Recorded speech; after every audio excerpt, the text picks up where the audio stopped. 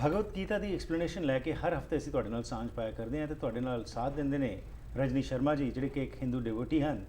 ਅਤੇ ਹਮੇਸ਼ਾ ਹੀ ਮੈਂ ਤੁਹਾਨੂੰ ਬਾਰ-ਬਾਰ ਦੇ ਕੇ ਸਟ੍ਰੈਸ ਕਰਕੇ ਗੱਲ ਕਰਨਾ ਹੁੰਦਾ ਕਿ ਇਹ ਆਪ ਕੋਈ ਪ੍ਰੀਚਰ ਨਹੀਂ ਹੈਗੇ, ਲੇਕਿਨ ਇਹਨਾਂ ਦੇ ਇੱਕ ਮਨ ਵਿੱਚ ਇੱਛਾ ਹੈ ਕਿ ਇਹ ਮੈਸੇਜ ਜੋ ਹੈ ਹਰ ਘਰ ਵਿੱਚ ਪਹੁੰਚੇ। ਇਸ ਵਾਸਤੇ ਆਪ ਤਿਆਰੀ ਕਰਕੇ ਸਾਡੇ ਕੋਲ ਇੱਥੇ ਆ ਕੇ ਸਾਂਝ ਪਾਇਆ ਕਰਦੇ ਨੇ।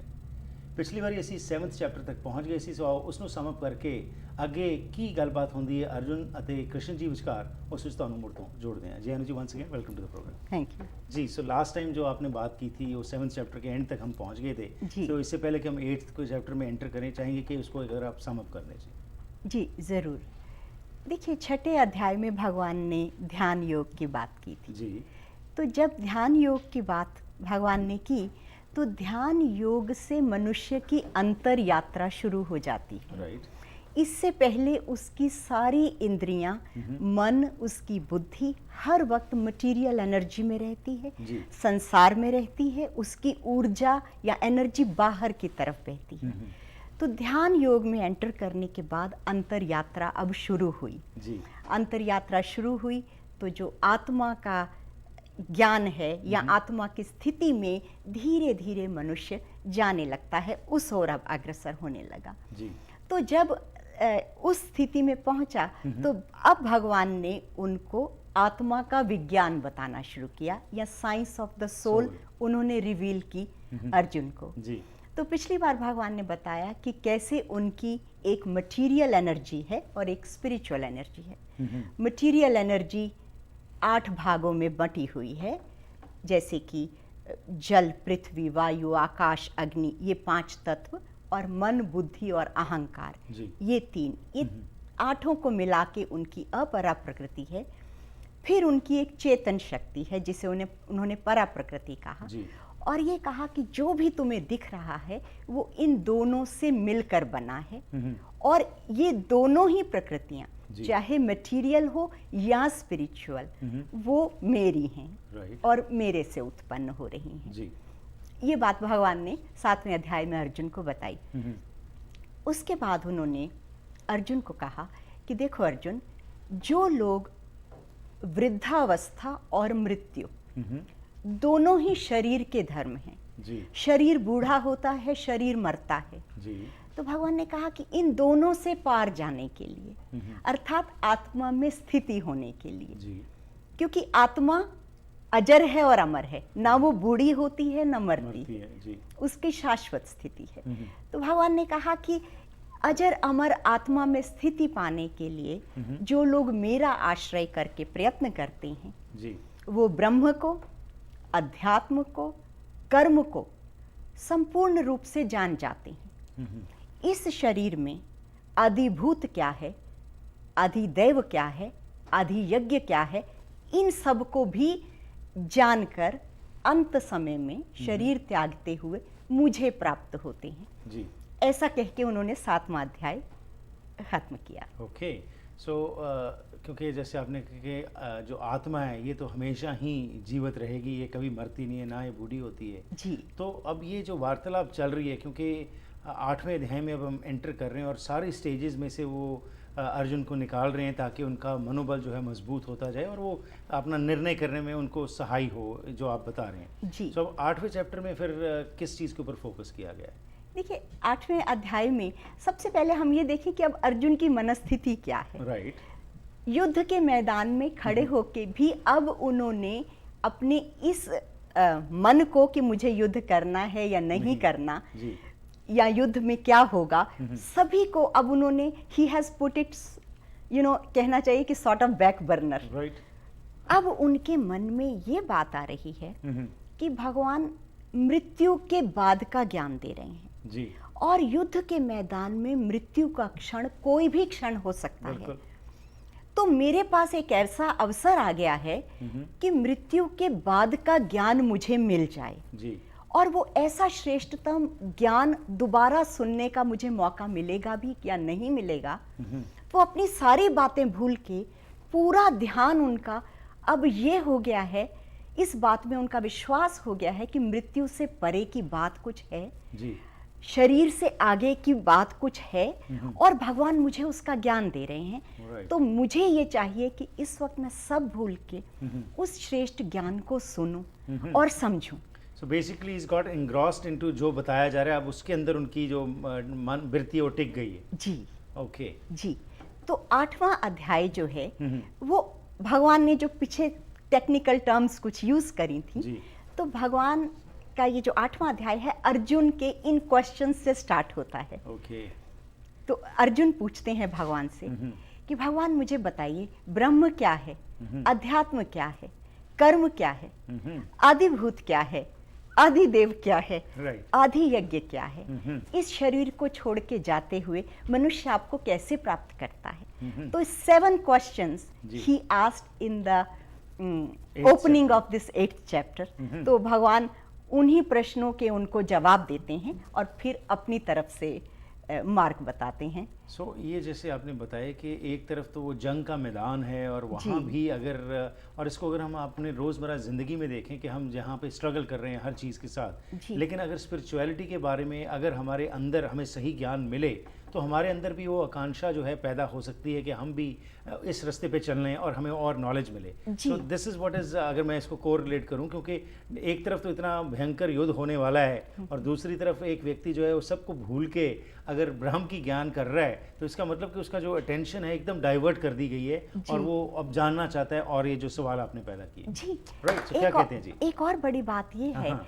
कि वहाँ अर्जुन तो युद्ध के मैदान में खड़े जी। हैं जहाँ मृत्यु उनको साफ दिख रही है। राइट। लेकिन आप हमारे जीवन में भी देखें, हमें किसी को भी मृत्यु का क्षण नहीं पता। जी अभी पिछले ही हफ्ते कोई घटना हुई जिसमें 5 व्यक्ति जी जी जी, accident- बिल्कुल, एक कुछ So, पता थोड़ा था। एक कुछ भी नहीं मालूम, मालूम है, बिल्कुल, yeah. तो किसी भी क्योंकि समय मृत्यु आ सकती है, तो मनुष्य जो बुद्धिमान मनुष्य हैं वो उससे पहले कि शरीर छूटे इससे पहले हम इस ज्ञान को जान लें तो ही उसमें हमारा मनुष्य जीवन का कल्याण है। बिल्कुल सही कहा जी, क्योंकि हम आदमी हाँ एकदम के एक दम के हम आदमी हैं, कुछ पता नहीं कब मौत आ जानी जी। है। और अगर लेकिन आज हम भूले बैठे हैं और हम समझते हैं कि इस चीज़ के ऊपर हम ध्यान ही नहीं देते। तो ये आपने बड़ी अच्छी बात की कि अगर हम हर समय उस चीज़ को ध्यान में रखें और समझें कि ये अवसर हमारा है कि हम उस ब्रह्म के बारे जानना चाहते हैं, तो ये एक बहुत बड़ा अच्छा हमारे लिए अवसर होगा। जी। तो अब 8th में चैप्टर में जैसे आपने कहा कि वो 7 क्वेश्चन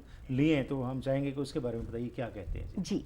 तो सबसे पहला क्वेश्चन उन्होंने पूछा था कि ब्रह्म क्या है। तो भगवान ने कहा ब्रह्म परम अक्षर है। परम अक्षर कहा गया ओम को। एक ओम है, वो परम अक्षर है, वही ब्रह्म है जी। हरप्रीत जी, इस अध्याय का नाम ही है अक्षर ब्रह्म योग। ओके। कि वो जो अक्षर है या ओम का जो साउंड है, जी। शब्द ब्रह्म कहते हैं उसे। भगवान ने उस शब्द से इस सृष्टि को क्रिएट किया, जी। ऐसा माना जाता है। ठीक। पूरे आकाश में वो ओम शब्द व्याप्त है, जिसको कि नाद ब्रह्म भी कहा जाता है। जी। तो वो सारे ब्रह्मांड में व्याप्त है और वो अक्षर है। अक्षर का अर्थ होता है जो कभी भी नष्ट ना हो। ओके। तो भगवान ने अर्जुन को कहा कि वो ब्रह्म जो है वो परम अक्षर है और वो ओम है। अध्यात्म जो है वो जीव का स्वभाव है। जी। अर्थ क्या हुआ कि जो जीव का स्वरूप है, जो उसका सत्य स्वरूप है, जी। हम जो समझते हैं वो नहीं। इस शरीर को, मन को, बुद्धि को ही हम केवल माने बैठे हैं। जी। तो उन्होंने कहा कि वो नहीं है, वो संसार है, वो असत है। सत्य जो जीव का स्वभाव है वो अध्यात्म है। राइट। उसके बाद उन्होंने पूछा था कर्म क्या है। तो मनुष्य शरीर के अंदर जो एक कर्मों को करने की शक्ति है, क्रिया है, जी। वो कर्म है। ये शरीर लेवल पे देखें। और ब्रह्मांड में जब भगवान ने संकल्प से ये सृष्टि शुरू की तो वो कर्म है। जी। तो इस तरीके से वो कर्म तब से चला आ रहा है और हम लोग फिर अपने अपने प्रारब्ध के अनुसार उन कर्मों को करने के लिए बाध्य होते हैं। सो ब्रह्म और उस पर कर्म, अध्यात्म और कर्म। ओके। तो कर्म की जब हम बात करते हैं तो जैसे आपने कहा कि पीछे से चला आता है, जैसे हम कहते हैं 84 लाख जूने जो हैं, और आपका मन जो है इतना काला हुआ है कि पुराने जन्मों के आपके ऊपर वो जो सोच या उसके ऊपर संस्कार हैं वो पड़े हुए हैं जी। तो कर्म से जो वो जानना चाहते थे कि कर्म का क्या वो अब उनके अगर इस चैप्टर में क्या कोई बताया गया है कि उनकी क्या स्थिति है कि मानसिक लेवल के ऊपर क्या वो सोच रहे हैं, क्योंकि कर्म की जब बात कर रहे हैं, क्योंकि कर्म के अधीन ही उन्होंने कुछ करना है आगे जो भी फैसला लेना है जी। So is he asking these questions in relation to what he is going to do in the future, और he is just venturing into the field of metaphysics, you can say? दोनों ही बातें हैं। ओके। वो metaphysics के field में enter करके एक बार उस सत्य का वो साक्षात्कार कर लें, राइट, फिर everything will fall into place. ये सारे कंफ्यूजन बुद्धि के हैं जी। क्या करना है क्या नहीं करना है, कौन सा कर्म करने योग्य है कौन सा नहीं करने योग्य, ये सभी चीजें संसार और माया और मन और बुद्धि के खेल हैं जो चल रहे हैं जी। जब एक बार सत्य स्वरूप अपनी स्थिति का पता चल जाएगा कि आत्मा है और वो उसका होनापन है, हिज वेरी बीइंग, तो वहां पे कोई कर्म नहीं है, वो प्रकृति का जो अपने आप में होना है, एग्जिस्टेंस, द वेरी एग्जिस्टेंस, वो अपने आप सब कुछ कर रही है, राइट, स्वयंभू है, वहां से सब चल रहा है। तीसरा सवाल क्या था जी? ब्रह्म ये तीसरी हुआ, ब्रह्म हुआ, अध्यात्म हुआ, अध्यात्म, जो जीव का स्वभाव है, हाँ। और फिर कर्म कहा। उसके बाद उन्होंने पूछा कि आदिभूत क्या है, क्योंकि भगवान ने कहा कि जो ये साधना करता उसे सब पता चल जाता है, राइट। तो अधिभूत क्या है? उन्होंने कहा जितने भी पदार्थ उत्पन्न होने वाले हैं और नष्ट होने वाले हैं जी, वो सब अधिभूत हैं। ओके, अगर हम ऐसा मान के चलें तो हमारा शरीर भी उनमें एक है, राइट, तो शरीर भी पैदा होगा और नष्ट खत्म होगा, जी। तो वो मटेरियल है। उसके बाद कहा आदिदेव क्या है जी, तो हमारे इसी शरीर में जो चेतन शक्ति है छुपी हुई, क्रिएटिव एनर्जी जिसको कहना चाहिए या कॉन्शियस एनर्जी है, वो आदिदेव है। ओके, और अधियज्ञ भगवान ने कहा कि हर शरीर में अंतर्यामी रूप से मैं हूं और मैं ही सब कर्मों का भोक्ता हूं, जी। तो इसलिए अधियज्ञ रूप से मैं इस शरीर में विद्यमान हूं। इसके बारे में और बात करते हैं जी इस ब्रेक के बाद। जी।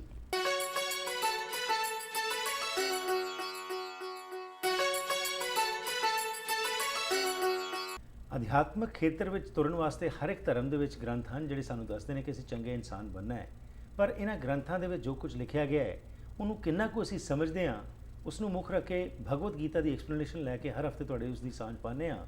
ਤੇ ਅੱਜ ਅਸੀਂ 8ਵੇਂ ਅਧਿਆਇ ਵਿੱਚ ਪਹੁੰਚ ਚੁੱਕੇ ਹਾਂ। ਬ੍ਰੇਕ ਤੋਂ ਪਹਿਲਾਂ ਰਜਨੀ ਜੀ ਸਾਨੂੰ ਦੱਸ ਰਹੇ ਸੀ ਅਧਿਆਤਮਕ ਸੋਚ ਜੋ ਹੈ ਅਤੇ ਕਿਹੜੇ-ਕਿਹੜੇ ਸਵਾਲ ਅਰਜੁਨ ਨੇ ਪੁੱਛੇ ਕ੍ਰਿਸ਼ਨ ਜੀ ਨੂੰ, ਤਾਂ ਕਿ ਉਹਨਾਂ ਦੇ ਮਨ ਦੇ ਵਿੱਚ ਇਸ ਰਸਤੇ ਬਾਰੇ ਹੋਰ ਕਲੈਰਿਟੀ ਆਵੇ ਤੇ ਉਹ ਕੋਈ ਫੈਸਲਾ ਕਰਨ ਵਿੱਚ ਉਹਨਾਂ ਨੂੰ ਸਹਾਈ ਹੋਵੇ। आप और जानकारी लेने जी। सो ब्रेक तो पहला जी जो आपने बात की थी वो आध्यात्मिक लेवल के ऊपर जो अब बातें चल रही हैं, तो अब सवाल वो जो पूछ रहे हैं और उसका आंसर मिल रहा है, सो क्या उनको ये आंसर्स मिलने के साथ जो उनके मन में ये प्रश्न उठ रहे हैं, क्या उससे वो सेटिस्फाई हो रहे हैं या और अभी उनके जिसको कहते हैं और उतावले हो रहे हैं और सवाल पूछने के लिए? जी, ये आध्यात्मिक ज्ञान है ही ऐसा, क्योंकि होता क्या है, क्यों ये ज्ञान आपको अपील करता है? क्योंकि जो असली में तो मनुष्य भगवान का अंश है। ऐसा आप समझें कि अगर भगवान सूर्य के तरीके हैं तो उनकी जो किरणें हैं, individual rays are human being. आप ये एक बड़ा यूनिवर्स सोचें और human being has a miniature universe in him. जैसे मैंने आपको पहले कहा, शायद गुरुवाणी में भी कहा कि जो ब्रह्मांडे सोई पिंड, तो उस बड़े प्रिंसिपल को आप देखें तो माइक्रोकॉस्म और मैक्रोकॉस्म, उस लेवल पे दोनों पे इन चीज़ों को अगर समझें तो होता क्या है कि अर्जुन जब ये बात सुन रहे हैं तो साथ ही वो विस्तृत दृष्टि भी देखते हैं इस ब्रह्मांड की भी और अपनी भी, तो फिर हम आपस में कनेक्ट कैसे कर सकते हैं जी? क्योंकि एक ही चीज के दो रूप हैं। बिल्कुल। जैसे एक आग जली और उसमें से चिंगारियां निकली, तो समझिए आग जो है वो ब्रह्मांड है और छोटी चिंगारियां जो हैं वो समझ लें इंडिविजुअल सोल्स हैं जी, जो कि क्वालिटेटिवली बिल्कुल अलग नहीं है। आग और चिंगारी अलग कोई नहीं फर्क है नहीं है। क्वालिटेटिवली, जी। Quantitatively it could be. Right. तो इसलिए अर्जुन को भी और किसी भी ह्यूमन बीइंग को जब वो भगवान के इन संदेश को सुनते हैं जी। तो qualitatively they are part and parcel of him. Right. तो इसलिए उनका मन करता है कि हम और इस बात को सुने और इस ज्ञान को सुने। Right, but what happens is many times ये भी हो जाता है कि जब ऐसी बातें कोई करता है और कई बार वो सिर्फ तर्क के लेवल के ऊपर ही इंसान जी। जो है और जानने की कोशिश करता है या उसमें से कुछ डिडक्ट करने की कोशिश करता है, जी। पर वो भावना जो है वो जी। शायद वो अभी पैदा नहीं हुई होती। हाँ जी। तो अर्जुन जी की जब बात कर रहे हैं तो उनमें जब ये सवाल वगैरह पूछ रहे हैं, हाँ। क्या अभी भी वो बुद्धि के लेवल के ऊपर खड़े हुए और ये सवाल पूछ रहे हैं या वो कुछ पेनिट्रेट कर रहा है उनके अंदर जो जो उनको बताया जा रहा है? देखिए हरप्रीत जी, वैसे ये बहुत ही सुंदर प्रश्न है, क्योंकि जिस वक्त आदमी बुद्धि से प्रश्न करता है लेकिन उसकी बुद्धि जब अंदर की तरफ जाती है, बुद्धि सूक्ष्म होती है, जी। तब ये प्रश्न निकलते हैं। और बुद्धि बहुत सूक्ष्म होती जाती है Right. तो धीरे धीरे वो बुद्धि ही पेनिट्रेट कर जाती है into the field of consciousness. Right. इसके लिए एक बहुत सुंदर एग्जाम्पल शास्त्र देते हैं। वो कहते हैं कि बुद्धि को इतना तीखा कर लेते हैं जैसे एक कांटा, कुशाग्र जी। है ना, कुशा कहते हैं, घास होती है बड़ी पॉइंटेड, जी, उसका जी, आगे का भाग। राइट। तो एक कांटे से दूसरा कांटा निकाल दिया कि पूरी बुद्धि को सूक्ष्म करके कॉन्शियसनेस में प्रवेश कर गए, Right. बात को समझ लिया, फिर दोनों कांटों को फेंक दिया। जी।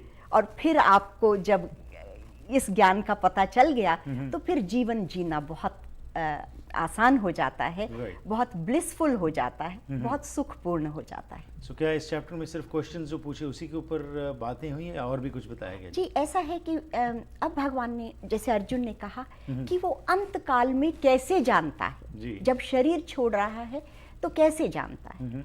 तो वहाँ पर भगवान ने अगेन 2-3 टेक्निकल लेवल से चीज़ें बताई। जी। उन्होंने कहा कि कुछ लोग जो है वो निर्गुण साधना करते हैं, वो ऐसा नहीं मानते कि भगवान किसी फॉर्म में या रूप में है, वो सर्वव्यापी उसकी ऑमनी प्रेजेंस नेचर को मानते जी। हैं और किसी एक जगह पर उसकी भावना करना वो ठीक नहीं समझते। जी।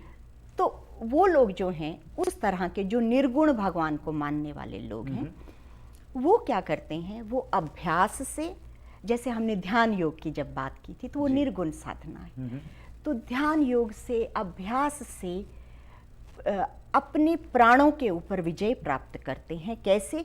उनको ये पता चल जाता है कि प्राणों को शरीर में कैसे चलाना है। जी। तो वो अंत समय में अपने प्राणों को अपने ये दोनों आईब्रोज के बीच में जो सेंटर जिसको कहते हैं, आज्ञा चक्र हिंदी में कहते हैं, इंडिया उसको इंग्लिश में कहते हैं थर्ड आई का जो प्लेस जी। होता है, राइट।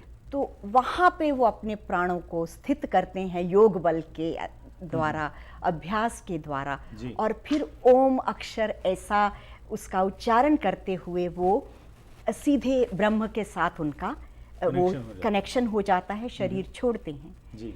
लेकिन ये बात बहुत योगी और उन साधकों के लिए है जिन्होंने जीवन भर इसका अभ्यास किया। जी। तो भगवान ने बताया कि उन लोगों के लिए ये मार्ग है। राइट। लेकिन जो हम लोगों जैसे साधारण लोग हैं, जो अपने रोज़मर्रा की ज़िंदगी में इतने व्यस्त हैं कि इन चीज़ों के लिए वक्त भी नहीं है, तो भगवान ने कहा कि अगर तुम निरंतर मेरा ही स्मरण करते हो, जी। मुझ में आस्था रखते हो, मेरे भक्त हो, मेरा स्मरण करते हुए शरीर को छोड़ते हो, जी। तो तुम मुझ में ही मिलते हो। ओके। लेकिन अब होता क्या है कि अगर हम भगवान को हमेशा स्मरण नहीं करते हैं, जी। तो मृत्यु की उन कठिन घड़ियों में, जब शरीर भी अभी आपका साथ नहीं दे रहा है, तो मन बड़ा विचलित हो जाता है जी। और उस वक्त भगवान का ध्यान नहीं आता है। अगर सारी उम्र का अभ्यास ना हो, बिल्कुल जी। तो अंत समय में मुश्किल हो जाता है कि Right. उस वक्त मनुष्य को भगवान का ध्यान आए। तो होता क्या है कि जिस तरह से शरीर उसका जीवन व्यतीत हुआ है, अगर उसका ध्यान पूरे जीवन धन ही कमाने में रहा, जी। पूरे जीवन इमोशंस में, रिलेशनशिप में रहा, पूरे जीवन अपनी आसक्ति हो गई मकान के साथ, दुकान के साथ, पूरी एनर्जी वहीं रही, जी। तो हो सकता है आखिरी वक्त भी उसका मन वहीं उलझा रहे। राइट। तो भगवान ने यहाँ पे क्लियर किया कि देखो अर्जुन, मृत्यु के समय जिस जिस भाव को लेके मनुष्य मृत्यु को प्राप्त होता है, वो उसी भाव को प्राप्त होता है। अगला जीवन वहीं से शुरू होता है। ओके। तो अब जब ये बात समझ में आती है जी। तो मनुष्य को कितना सावधान रहने की जरूरत है कि अगर कोई भी क्षण मृत्यु का क्षण हो सकता है और मेरा ध्यान उस वक्त किसी ऐसी चीज में अटक गया, तो मैं अपना अगला जन्म खराब कर लूंगा। जी। और इस जन्म ये तो जो गया ही, क्योंकि जिस व्यक्ति का ध्यान हमेशा आसक्ति इन चीजों में रहेगी, जी। उसके मन में सुख नहीं होता, शांति नहीं होती। जी। तो जो अशांत मन लेके इन पदार्थों को, चीजों को इनमें लेके जब वो मृत्यु को प्राप्त होगा, तो अगला जन्म जो है वो बहुत सुख में नहीं होगा, ऐसा भगवान ने कहा। राइट। सो अब जब फ्यूचर लाइफ की जब बात कर रहे हैं जी, तो उसका क्या कनेक्शन आप समझते हैं हो सकता है उस समय अर्जुन ने ये जो सवाल पूछे? क्योंकि अभी प्रेजेंट की जो हम हैं बात, उसके ऊपर फोकस करके आगे जा रहे हैं जी। और पता नहीं आगे है या नहीं इसका है। कुछ नहीं पता है जी। तो उसका फिर क्या आप समझते हैं कोरिलेशन था और क्यों इस सवाल की अहमियत है आप समझते हैं? जी, इसका जवाब भगवान ने अगले ही श्लोक में किया। Okay. This is very nice कि मुझे ऐसा लग रहा है कि आप बिल्कुल उस लेवल पे कनेक्ट कर रहे हैं। जी। तो भगवान ने कहा, इसलिए अर्जुन, हाँ। क्योंकि मृत्यु का क्षण निश्चित नहीं है, जी। युद्ध तुम्हारे सामने है, हाँ। तो इसलिए तू मेरा नित्य निरंतर स्मरण भी कर और युद्ध भी कर। ओके। Do both simultaneously. उठते बैठते काम करते हर वक्त अगर तुम्हारा ध्यान मुझ में रहेगा तो तुम मुझे ही प्राप्त होगे, फिर तुम्हें कोई और चिंता करने की जरूरत नहीं है। ठीक। ऐसा कहा भगवान ने। अब इसके अलावा जब अगर उन्होंने कहा कि अगर तुम इस तरह से सोचते हो, या लेट्स से कि कुछ भी तुम सोचते हुए तुम्हारी मृत्यु होती है जी। और तुम्हारा पुनर्जन्म होता है, तो कितना ही परफेक्शन में तुम अपने पुनर्जन्म को सोच लो। मान लीजिए अभी हमने कहा कि अगर उसकी वृत्ति नीचे की तरफ चली गई, जी। अपने सुनिए, कभी कभी घरों में क्या होता है कि एक बहुत अच्छा डॉग पाला हुआ है, तो सारा दिन उधर ही ध्यान है, मान लीजिए उधर ही वृत्ति उसी में चली गई मृत्यु के वक्त। तो हमें ऐसे एग्जाम्पल मिलते हैं शास्त्रों में कि जब किसी ऐसी वृत्ति किसी के साथ भी जुड़ गई तो फिर अगले जन्म में वहीं पे आपको जन्म मिल जाता है। पर भगवान ने कहा कि लेट्स से कि तुमको परफेक्ट भी कोई मिल गया जन्म, जी। जैसा तुम अपनी बुद्धि से परफेक्शन में सोच सकते हो कि कोई वहां किसी राजा के यहाँ तुम उसकी तरह पूरा स्वस्थ सुंदर शरीर लिए सब तरीके से पैदा हो गए, पर फिर भी जब तुम शरीर में आओगे तो उसमें वृद्धावस्था भी आएगी, रोग भी आएंगे, मृत्यु भी आएगी, और जिनको तुम प्रेम करते हो उनसे वियोग भी होगा। It's a very important discussion. I think इसके ऊपर थोड़ी सी और हम चर्चा करेंगे, लेकिन समय नहीं आगे दे रहा है। सो अगले हफ्ते जो हम बात करेंगे वो यहीं से शुरू करेंगे कि जो क्या आखिर समय में जो आपकी सोच है वही आपको अगले जन्म में उस की तरफ खींचती है, इसके बारे में बात करेंगे। Thank you very much for your time. Thank you. So programme ਦੀ ਕਰਦੇ ਜੀ ਇੱਥੇ ਹੀ ਸਮਾਪਤੀ। ਫੀਡਬੈਕ ਲਈ 604 603 7555 ਜਾਂ ਫਿਰ ਈਮੇਲ ਰਾਹੀਂ harpreet@akaltv.com ਤੇ ਸੰਪਰਕ ਕਰ ਸਕਦੇ ਹੋ। ਭਗਵਤ ਗੀਤਾ ਦੇ ਸੰਬੰਧ ਵਿੱਚ ਜੇਕਰ ਤੁਹਾਡੇ ਕੋਲ ਕੋਈ ਸਵਾਲ ਹੋਏ ਤਾਂ ਸਾਡੇ ਨਾਲ ਜ਼ਰੂਰ ਸੰਪਰਕ ਕਰਨਾ, ਤਾਂ ਕਿ ਆਏ ਹੋਏ ਮਹਿਮਾਨ ਤੋਂ ਉਸ ਦਾ ਜਵਾਬ ਲੈ ਕੇ ਹਾਜ਼ਰ ਹੋ ਸਕੀਏ। ਮਕਸਦ ਹੈ ਇਹਨਾਂ ਪ੍ਰੋਗਰਾਮਸ ਦਾ ਕਿ ਸਾਡੇ ਵਿੱਚ ਉਹ ਹਰ ਧਰਮ ਬਾਰੇ ਨੌਲੇਜ ਵੀ ਵਧੇ ਤੇ ਖਾਸ ਤੌਰ ਉੱਤੇ ਜਿਸ ਵੀ ਧਰਮ ਵਿੱਚ ਸਾਡੀ ਆਸਥਾ ਹੈ ਉਸ ਵਿੱਚ ਅਸੀਂ ਹੋਰ ਪਰਪੱਕ ਹੋਈਏ। ਸੋ ਪ੍ਰੋਗਰਾਮ ਦੀ ਇੱਥੇ ਹੀ ਸਮਾਪਤੀ ਜੀ, ਫਿਰ ਮਿਲਾਂਗੇ, ਤਦ ਤੱਕ ਗੁੱਡ ਬਾਏ।